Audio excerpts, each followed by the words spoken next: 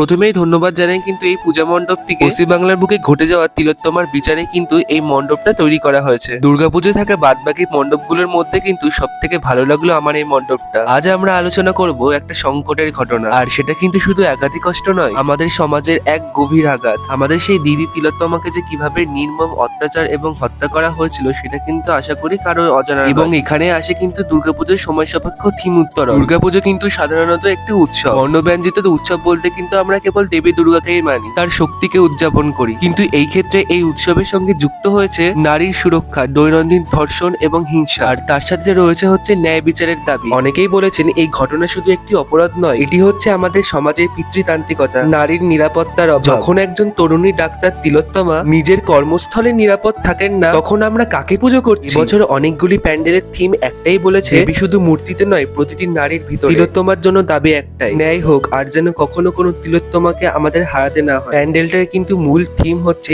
উৎসবের ভিতরে বিবেকের ডাক। তোমাদের কেমন লাগলো অবশ্যই জানিও।